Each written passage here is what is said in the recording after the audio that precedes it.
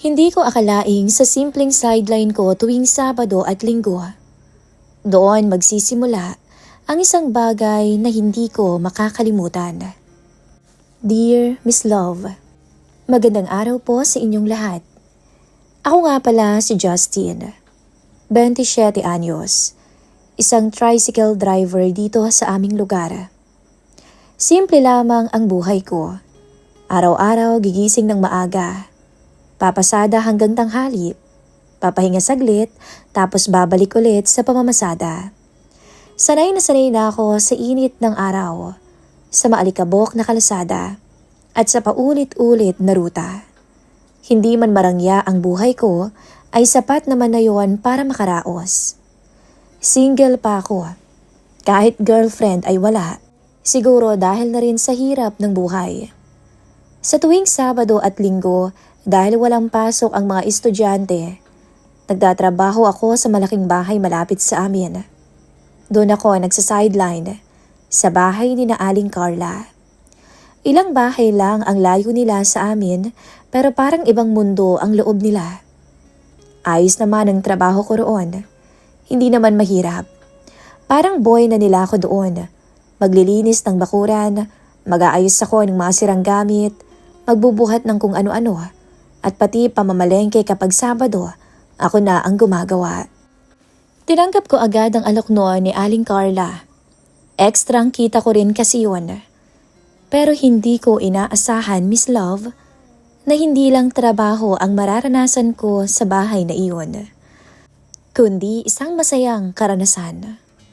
Karanasan ko kay Aling Carla at sa anak niyang si Valerie. Si Aling Carla ay 58 years old, isang byuda, dating OFW. Halatang sanay sa maayos na buhay. Pero ang pinaka nakakagulat, hindi siya mukhang 58 years old. Maayos siyang manamit, hindi man magarbo pero classy. Maiksi ang buhok niya, laging parang plansyado ang mga damit, at may aura siya na parang hindi mo basta malalapitan. Kapag nagsasalita siya, kalmado lang. Hindi malakas ang boses niya, pero parang nakakatakot kontrahin. At kahit hindi ko gustong aminin nung una ko siyang makita, alam ko sa sarili ko na kahit may edad na siya, malakas pa rin ang dating niya. Yung tipong mapapatingin ka talaga kasi parang may kakaiba sa kanya. Pero kung si Aling Carla ay may kakaibang presensya, iba naman ang anak niyang si Valerie. 38 anyos na Miss Love ang anak niyang si Valerie. Isa naman tong bank manager. Tahimik pero hindi mainihin tulad ng ina. Actually, pilya nga siya. Sa unang tingin, simple lamang siya. Hindi flashy. Hindi rin siya yung tipo na naghahanap ng atensyon. Pero kapag tumataglang titig mo sa kanya, doon mo mapapagtanto na maganda pala siya. Mahaba ang buhok niya na madalas nakalugay. Hindi rin siya mahilig mag-makeup. Natural ang ganda niya. At yung katawan niya, halata ang hubog kahit simpleng damit lang ang suot. Pero ang pinakakakaiba sa kanya, yung tingin niya. Hindi ko maipaliwanag nung una pero habang tumatagal ako sa bahay nila, napapansin ko na parang mas matagal siya kung tumingin. Para bang gusto niya akong lapitan at may gustong sabihin. Nung una hindi ko yun pinapansin. Baka ganun lang talaga siya. Sinasabi ko sa sarili ko, trabaho lang dapat ang gagawin ko. Wala nang ibang iisipin. Pero habang tumatagal, hindi ko na maiwasang mapansin. Isang Sabado ng umaga, pinapasok ako ni Aling Carla sa loob ng bahay nila. Justin, pakilagay naman tong mga kahon sa likod, sabi niya. Opo, sagot ko agad. Habang binubuhat ko yung mga kahon-kahon papunta sa storage room, nakaramdam na naman ako ng isang pamilyar na pakiramdam. Para bang may nakatingin. Paglingon ko ng bahagya sa gilid, nakita ko na nandun si Valerie, nakasandal sa may pinto. Hindi naman to nagsasalita kundi nakatingin lang sa akin. Hindi ko alam kung anong dapat kong gawin kaya tinuloy ko na lang yung ginagawa ko. Pero sa loob ko, may kakaibang kaba. Hindi naman kasi ako sanay na ganun. Hindi nga ako sanay na napapansin. Pero dito sa bahay na ito, para bang may ibang mangyayari. Pagkatapos kong magtrabaho, naupo ako sandali sa may garahe para magpahinga. Pawis na pawis ako. Hinihingal lang kaunti. Biglang may lumapit. Pagod ka na? Pagtingin ko, si Valerie. Konti lang po. Sagot ko naman. May hawak siya nung isang baso ng tubig at inabot niya sa akin. Uminom ka muna. Salamat po. Sabi ko na medyo naiilang pa. Umupo siya sa tapat ko. Tahimik lang siya nung una. Ako rin. Hindi ko naman alam kung anong sasabihin. Hanggang sa magsalita siya. Hindi mo kailangang mag-pause sa akin. Napatingin ako sa kanya. Sabi ko na lang. Valerie na lang. Sabi niya na bahagyang ngumiti. Napakamot ako sa ulo. Sige, Valerie. Hindi ko alam kung bakit, pero parang may nagbago sa pakiramdam ko nung sinabi niya yon. Para bang biglang naging mas personal ang lahat. Matagal ka na bang nagtatrabaho dito sa amin? Tanong niya. Mga ilang buwan na rin. Sagot ko. Kapag walang pasada, tinatawag ako ng nanay mo. Tumango siya. Masipag ka talaga, no? Salamat. Sagot ko. Mula noon, napapansin kong madalas ang paglapit niya sa akin. Minsan may dala lang na tubig, minsan may merienda, minsan makikipagkwentuhan lang sa akin. At sa bawat pag-uusap namin, parang nagiging komportable siya. At ako, hindi ko rin maitatanggi, nagiging komportable na rin ako. Pero kasabay noon, mas lalo akong naguguluhan kasi hindi ko alam kung anong ibig sabihin ng lahat.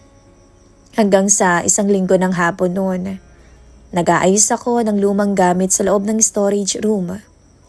Akala ko mag-isa lang ako noon. Bigla ay may pumasok. Justine? Paglingon ko, si Valerie. Lumapit siya ng kaunti. Hindi naman sobrang lapit, pero sapat para maramdaman ko ang presensya niya. Kumusta? Ayos naman, sabi ko. Balita ko wala ka pa palang asawa. Tanong niya. Oo, mahirap ang buhay eh. Sus, ako stable na. May maayos din akong trabaho. May ipon. Ako ba napapansin mo bilang babae? Diretsong tanong niya. Natigilan talaga ako noon at nagulat. Hindi ko agad alam kung anong isasagot. Napapansin mo ba, Justine, yung pagtingin ko sa'yo? Yung ibang pakikitungo ko? Dagdag pa niya. Napayuko naman ako sandali. Napapansin ko. Sagot ko rin sa wakas. Parang tumigil ang oras. Ano sa tingin mo? Tanong niya ulit. Huminga ako ng malalim. Hindi ko alam sabi ko. Unti-unti siyang ngumiti. Basta kung may kailangan ka, sabihin mo lang. Available naman ako anytime Mabilis lumipas ang maghapon. Paglabas ko ng bahay nila nung araw na yon, nadatnan ko si Aling Carla sa sala. Nakaupo siya at may hawak na tasa ng tsaa. Uuwi ka na ba, Justine? Tanong niya. Opo, sagot ko. Ngumiti din siya pero parang may kakaiba sa tingin niya. Salamat sa tulong mo. Wala pong anuman. Habang papalabas ako noon, hindi ko maiwasang makaramdam ng kakaiba na para bang hindi lang si Valerie ang nakakapansin sa akin. Paglabas ko ng gate nila, doon ako napahinto. Tapos huminga ako ng malalim. Hindi ako mapakali nung gabing yon. Pag-uwi ko galing sa bahay nila Aling Carla, paulit-ulit lang sa isip ko yung nangyari. Yung usapan namin ni Valerie sa storage room. Habang nakahiga ako, hawak ko lang yung cellphone ko. Scroll ng scroll kahit wala namang hinahanap. Hanggang sa may pumasok na text. Unknown number. Binuksan ko. Gising ka pa? Napakunot ang noo ko. Nag-reply ako ng, sino to? Ilang segundo lang, may dumating ng mensahe. Valerie. Parang biglang bumilis yung tibok ng puso ko. Napaupo ako. Hindi ko inaasahan. Paano mo nakuha ang number ko? Reply ko. Kay mama, may kailangan daw kaming ipagawa siya next week eh. Napangiti ako ng konti dahil parang hindi naman yun yung totoong dahilan. Kaya siya nag-text. Ganun ba? Sige po, sabi ko. Maya-maya nag-reply ulit. Sabi ko nga sa'yo, huwag ka nang magpo. Napakamot ako sa ulo at napangiti. Sige Valerie. Ilang segundo ang lumipas. Nag-text ulit siya. Anong ginagawa mo ngayon? Nakahiga lang, ikaw. Iniisip ka? Natigilan ako bigla. Hindi nga ako agad nakapag-reply eh. Hindi ko kasi alam kung nagbibiro ba siya o seryoso. Ha? Sabi ko, iniisip kita. Bakit? Bawal ba? Napahinga na lang ako ng malalim. Hindi naman. Nagulat lang. Bakit ka nagugulat? Hindi ka ba sanay? Hindi eh. Ilang segundo nag-reply ulit. Nasasanay ka rin sa akin. Doon na nagsimula ang lahat, Miss Love. Hindi ko na namalayan yung oras. Usap kami ng usap. Simpleng mga kwentuhan lang naman. Tanungan tungkol sa buhay, sa trabaho, sa mga gusto namin. At sa bawat mensahe, mas napapalapit siya sa akin. At hindi ko rin napipigilan ang sarili ko. Hanggang sa bago matulog, punta ka bukas ha, may ipapagawa ako. Oo naman, anong oras ba? Kahit umaga, hintayin kita ha. Hindi ko alam kung bakit pero parang iba yung dating ng ihintayin kita. Para bang hindi na lang trabaho yung gagawin ko. May halong excitement na. Kinabukasan ng Sabado, mas maaga akong nagising. Hindi ko alam kung dahil ba sa trabaho o dahil sa kanya. Pagdating ko sa bahay nila, napakatahimik ng paligid. Napakaaliwalas. Kumatok ako. Si Valerie ang nagbukas. Ang aga mo ha, sabi niya ng may ngiti. Ikaw kasi, sabi mo pumunta ako ng maaga diba? Sagot ko. Excited ka no? Tanong niya na bahagyang nakataas ang kilay. Napakamot naman ako sa ulo. Hindi naman. Ngumiti siya, parang alam naman niya ang totoo. Pumasok ka na nga. Pagpasok ko, napansin ko agad na wala si Aling Carla. Nasaan si mama mo? Tanong ko. May pinuntahan siya. Mamaya pa yun uuwi. Sagot niya. Parang biglang naging tahimik ang buong bahay. At mas ramdam ko ang presensya niya. May ipapagawa ka ba? Tanong ko. Meron syempre. Sagot niya. Sa likod. Naglakad siya papunta sa storage room.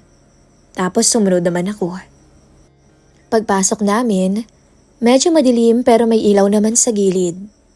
Yung mga gamit na yan, ayusin mo ha. Sabi niya sabay turo. Yung mga sira-sira na hindi na kailangan, siguro itapon na lang. Dagdag pa niya. O sige, sabi ko. Nagsimula na akong mag-ayos, pero hindi siya umaalis. Ramdam ko na nandun lang siya sa likod ko. Hanggang sa... Justine. Napalingon na ako. Mas malapit na siya ngayon. Bakit? Tanong ko. Hindi ka ba kinakabahan? Tanong niya. Kinakabahan? Saan? Tanong ko na hindi ko maintindihan. Sa akin. Hindi ako agad nakasagot. Medyo. Base sa kinikilos mo, nakakakaba nga. Sagot ko. Gumiti siya at lumapit pa ng konti. Bakit naman? Ano bang kakaiba sa mga kilos ko? Hindi ko alam. Sabi ko, may kakaiba kasi sa'yo ngayon eh. Anong kakaiba? Anya. Ewan, hindi ko ma-explain. Sabi ko. Sandaling katahimikan ang nangmayani. Pero ramdam ko na yung init ng hangin sa pagitan namin. Justine, mahina niya ulit na tawag. Tumingin ka nga sa akin. Pagdingin ko, diretso ang mata niya sa akin. Hindi na yun simpleng tingin lang. May ibig sabihin yun. At ako, hindi ko na yun kayang iwasan pa. Lalaki lang din naman ako. At hindi naman ako tanga. Dalawa lang kami sa storage room at dalawa lang kami sa bahay na yun. Hindi ka na ba magtataka kung bakit kita kinakausap ng ganito? Tanong niya. Hindi na. Sagot ko. Doon na siya ngumiti at dahan-dahan pag lumapit. Hindi na ako umatras. Hindi ko alam kung sino ang unang kumilos noon, pero nung mga sandaling yun, wala na akong ibang iniisip. Basta ang alam ko lang, nandun na kami sa puntong magkalapit na. Huwag kang mag-alala. Akong bahala sa'yo. Sabi niya. At doon, Miss Love, may nangyari. Parang huminto talaga ang mundo ko. Sa gitna ng storage room na yon, may isang bagay na nagsimula. Isang bagay na alam kong hindi magiging simple. Labis-labis ang tinatamasa ko nun. At aaminin ko, ibang klase si Valerie. Sa husay niyang yun, imposibleng walang mabaliw sa kanyang lalaki. Dahil kahit ako nga, para akong mababaliw. Bigla ako tuloy naisip, baka sinadya niyang hindi talaga mag-asawa. Dahil kung iisipin ko, sa husay niya parang marami na siyang karanasan sa lalaki. Pagkatapos noon, pareho kaming natahimik. Sabi sa'yo akong bahala sa'yo. Sabi pa niya. Justine? Sabi ko. Huwag mong seryosohin to Napatingin ako sa kanya, kasi nagulat ako. Bakit naman? Wala. Basta hayaan mo lang. Masarap kayang maglaro. Sabi niya ng pilya. Hindi ko alam kung anong ibig sabihin nun. Pero tumango na lang ako. Kasi sa totoo lang, hindi ko na din alam kung ano bang nangyayari. Paglabas ko ng storage room, normal lang ulit ang lahat. Na para bang wala lang sa kanya. Pero sa loob-loob ko, sa akin meron. At hindi na yun mabubura. Pero ang hindi ko alam noon, sa kabilang bahagi ng bahay, may isang pares ng mata ang nakakita sa amin. Tahimik na nagmamasid. Si Aling Carla na nakauwi na pala. At ang mas nakakatakot nun, Miss Love, hindi ko alam kung anong iniisip niya. At ang pakiramdam ko, mas lalo pang gugulo ang lahat. Kinabukasan nga noon, hindi na ako mapakali. Linggo ng umaga. Dapat normal lang na trabaho, linis, tapos uuwi. Pero simula nung may mangyari sa storage room, para bang hindi na ako pareho. Habang nag-aayos ako ng sarili ko bago pumasok sa bahay ni na Aling Carla, hindi ko maiwasang mapaisip. Pagdating ko sa gate nila, huminga muna ako ng malalim bago kumatok. Ilang segundo bumukas ang pinto. Hindi si Valerie ang nagbukas, kundi si Aling Carla. Justine, sabi niya ng kalmado. Good morning po, sagot ko. Hindi ko alam kung ako lang pero parang kakaiba yung tingin niya ngayon. Mas diretso at para bang matalim. Pasok ka, sabi niya. Pagpasok ko, napansin ko agad na tahimik ang bahay.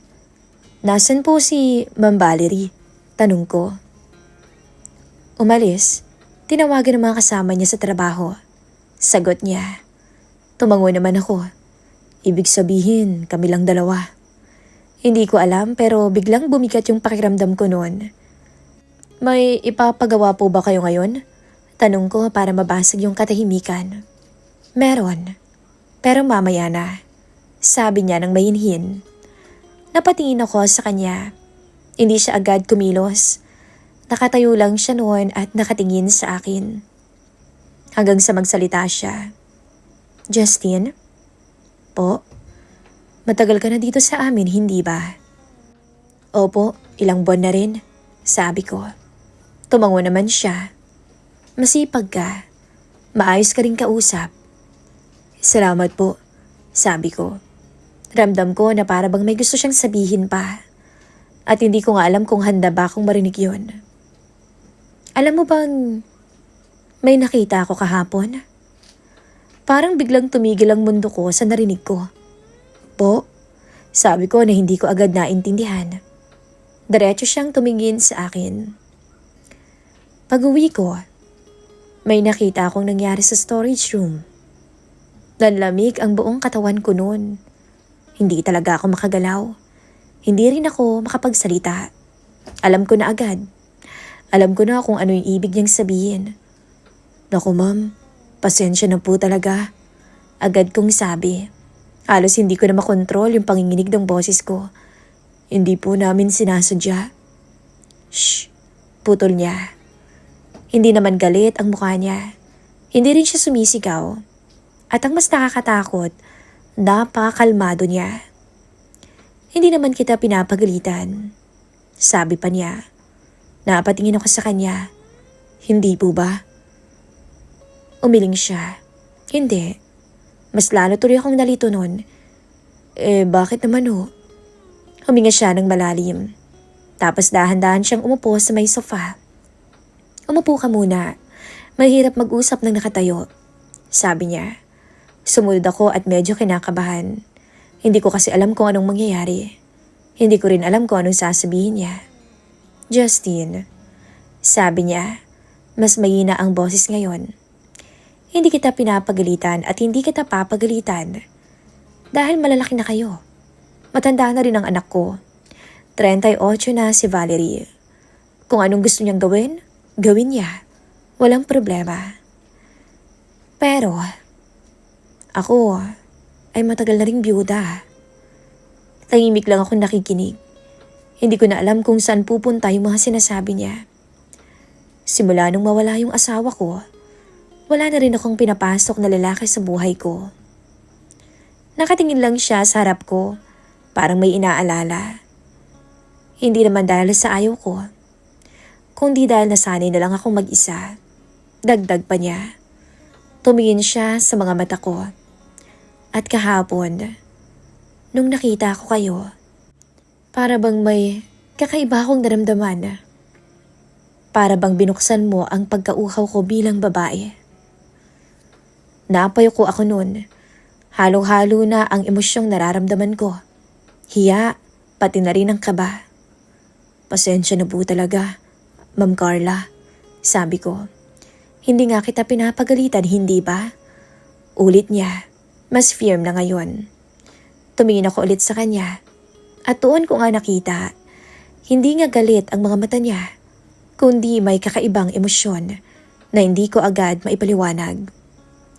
Alam mo ba kung anong naiisip ko ngayon? Tanong niya. Umiling ako. Hindi po. Tapos sinabi niya, gusto ko ring maramdaman ulit yon. Parang binuhusan ako ng malamig na tubig sa sinabi niya. Ano po? Halos pabulong kong sabi. Diretso siyang tumingin sa akin. Gusto ko ring maranasan ulit. Yung pakiramdam na hindi ako nag-iisa. Yung pakiramdam na may lalaki akong kasama sa kama. Iparamdam mo rin sa akin kung ano yung ginawa niyo ni Valerie sa storage room. Hindi ko alam kung anong sasabihin ko nun, Miss Love. Hindi ko rin alam kung anong i-react ko. Hindi kasi to yung inaasahan ko. Aling Carla, hindi ko po alam kung Carla. Putol niya sa sinasabi ko. Po, Carla na lang ang itawag mo sa akin. Parang bumalik sa isip ko yung sinabi ni Valerie. Ganon na ganon din siya sa akin noon. Parehas na parehas sila. Mag-ina nga. Hindi ko naman sinasabing may gagawin ka kaagad. Gusto ko lang maging totoo sa'yo. Tahimik ako at pilit iniintindi ang lahat ng mga sinasabi niya. Hindi ka masamang tao, Justine.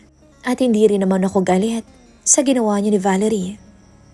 Pero ang sa akin lang, kung pinagbigyan mo ang anak ko, baka pwede mo ring pagbigyan ng tulad kong byuda na. Lumapit siya ng kaunti. Kaya mo bang panindigan yung sinumalan niyo ni Valerie? At isali ako sa laro ninyo? Alam mo, kilala ko ang anak ko, Justine. Alam kong mahilig lang yon maglaro ng apoy. Hindi kasi seryosohin nun. Sa dami na ng lalaking naiuwi niya dito, hindi ko akalaing pati sa'yo papatuloy siya. Hindi ako agad nakasagot nun. Kasi sa totoo lang, tama siya. Yung sinabi ni Valerie na hindi ko dapat seryosohin yung nangyari sa amin. Tama nga si Aling Carla. Hindi ko na alam kung ano bang nangyayari at hindi ko na rin alam kung saan ako lulugar sa dalawa. Hindi ito kailangang madaliin. Sabi niya tapos tumayo. At huwag kang matakot sa akin, Justine. Tapos iniwan niya na ako sa sala ng mag-isa at naguguluhan. Mas lalo akong nalulubog sa sitwasyong hindi ko na kontrolado. Pag-uwi ko ng araw na yun, hindi ko na alam ang gagawin. Hindi na lang si Valerie ang iniisip ko, kundi pati na rin si Aling Carla. Pati yung sinabi niya, pati yung paraan ng pagtingin niya, at pati na rin yung request niya. Mabilis lumipas ang mga linggo. Isang hapon, bandang 6:00 na ng gabi. Kakagaling ko lang sa pasada. Pagod ang katawan ko at ang isip ko puno pa rin ng mga nangyari nitong mga nakaraang linggo. Si Valerie, si Aling Carla, at yung lihim namin na parang unti-unting bumibigat. Habang nagpapahinga ako sa bahay, biglang nag-ring ang cellphone ko. Pagtingin ko, si Aling Carla ang tumatawag. Biglang bumilis ang tibok ng puso ko. Hindi naman siya madalas tumawag, lalo na ganitong oras. Sinagot ko agad. Hello po? Justine, boses niya sa kabilang linya. Po, pwede ka bang pumunta dito? Napaupo ako ng tuwid. Ngayon ho? Oo, ngayon. Sandaling katahimikan ang namayani. May ipapagawa po ba kayo ngayon? Tanong ko.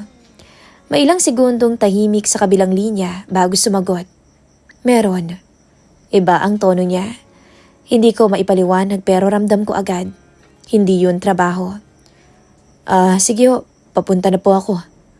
Pagdating ko sa bahay nila, walang ilaw sa labas. Kumatok ako.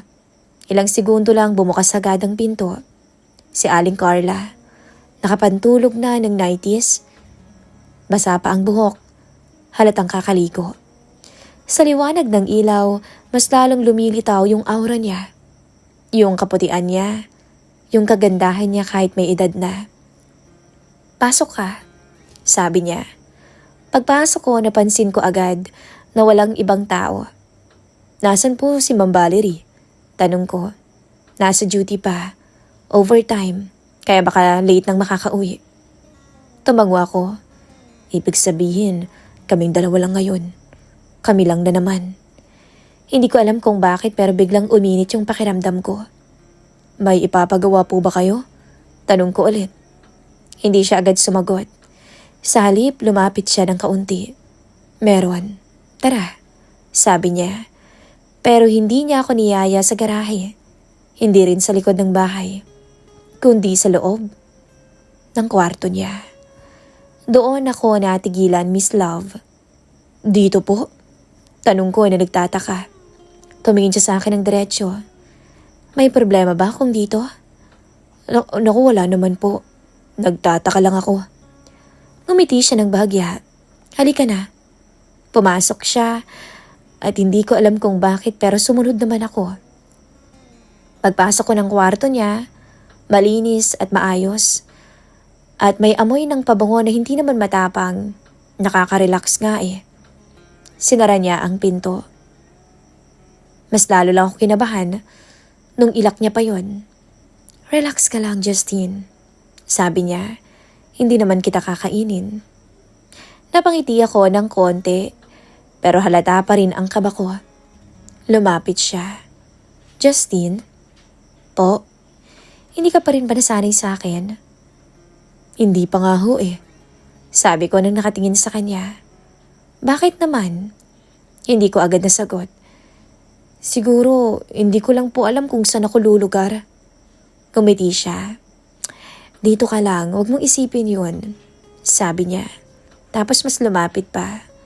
Magkalapit na kami ngayon at ramdam na ramdam ko na yung init ng presensya niya. Yung bigat ng sandali. Hindi naman kita pipilitin. Pero hindi ko rin itatago kung anong gusto kong gawin ngayon. Sabi niya. Tahimik ako pero hindi ako umiiwas. Hindi ko rin pinipigilan ang ginagawa niya. Dahan-dahan niyang hinawakan ang kamay ko. Okay lang ba? Tanong niya. Huminga ako ng malalim. At doon, hindi na ako napagsalita. Tuluyan na akong bumitaw sa matinong pag-iisip ko. Wala nang tama o mali. Wala nang tanong-tanong. Nung mga sandaling yon, Miss Love, sa loob ng silid niya, may nangyari din sa amin. Kung si Valerie ay agresibo, si Aling Carla ay kabaliktaran niya. Yung nangyari sa amin, ito yung mabagal na tagpo na para bang bawat sandali ay ninanamnam. Ako ang may kontrol sa amin noon, hindi katulad ni Valerie. Sa paglantad sa akin ng kagandahan niya, hindi ko maikakaila na may edad na siya, pero masasabi kong napakaganda pa rin. Napakakinis. Gusto kong sumaya, Justine. Makakaya mo bang gawin yon? Sabi niya. Tumango naman ako. Oo naman, Aling Carla. Carla. Sabi ko sa'yo, Carla na lang ang itawag mo, hindi ba? Oo naman, Carla. Kung yan ang request mo, pagbibigyan kita. Sabi ko na hindi na nagpakipot pa. At pagkatapos ng lahat-lahat, hingal kaming dalawa. Nakaupo na ako sa gilid ng kama niya. Pinipilit kong intindihin kung ano nga bang nangyayari. Samantalang si Carla kalmado lang siya. Parang hindi siya naguguluhan. May ngiti nga siya sa kanyang labi. Justine, huwag kang matakot, okay? Napatingin ako sa kanya. Hindi naman po ako natatakot. Sigurado ka? Hindi ako nakasagot agad kasi sa totoo lang, hindi ko rin alam. Maya-maya tumayo siya. Pagkatayo niya, hindi niya na naisipang pangtakpan ng sarili niya. Lumapit siya sa drawer at may kinuha. Pagkabalik niya, inabot niya sa akin yon. Isang sobre. Ano po to? Tanong ko. Para sa'yo yan. Hindi ko agad yon tinanggap. Naku, hindi na ho. Hindi ko po kailangan. Kailangan mo yan. Tumingin siya sa akin ng seryoso. Alam ko yung tricycle mo. Natigilan ako. Paano niyo po? Napapansin ko ang lahat, Justine. Magaling akong magmatsyag. Sabi niya. Natahimik ako noon. Hindi ko alam kung anong mararamdaman ko. Nahihiya ba ako o masaya ako? O iba pa? Sige na, tanggapin mo na. Pampaayos mo. Dagdag niya. Para hindi ka na rin mahirapan. Mahirap at matagal ang pag-iipon. Dahan-dahan ko yung tinanggap, Miss Love. Kahit nahihiya ako. Dahil gusto ko. Kailangan ko. Matagal ko na kasing gustong ipaayos ang sidecar ng tricycle ko. Salamat po kung ganun, Ma'am Carla. Sabi ko, Carla. Ulit niya. Tumingin ako. Salamat, Carla. Ngumiti siya. Paglabas ko ng bahay nila, malamig ng hangin. Napakatahimik na ng kalsada. Pero sa loob ko, magulo. Hindi ko kasi alam kung anong mararamdaman ko. Hindi ko alam kung tama ba to? Hindi ko alam kung saan papunta. Si Valerie, si Carla, pareho silang nasa isip ko. Pareho silang may bahagi na sa akin. At ako nasa gitna. Huminto ako nun sa paglalakad. Tumingin ako sa kalangitan. Huminga ng malalim. Ano na ba tong pinasok ko? Sabi ko sa sarili ko. Dahan-dahan kong hinawakan yung sobre sa bulsa ko. At unti-unti kong naisip, paano kung hindi naman ako espesyal sa kanila?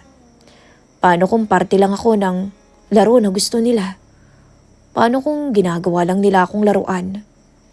Napapikit ako kasi sa totoo lang hindi ko alam ang sagot. At kung papipiliin man ako sa kanilang dalawa, sino bang pipiliin ko? Ang biyudang nanay o ang matandang dalagang anak? Hindi ko alam. Dahil sa puntong to, hindi na ako sigurado kung ako ba ang may kontrol ng lahat. Hanggang dito na lang po ang aking maiksing kwento, Miss Love. Thank you so much sa pag-ere ng storya ko. Nagmamahal, Justine.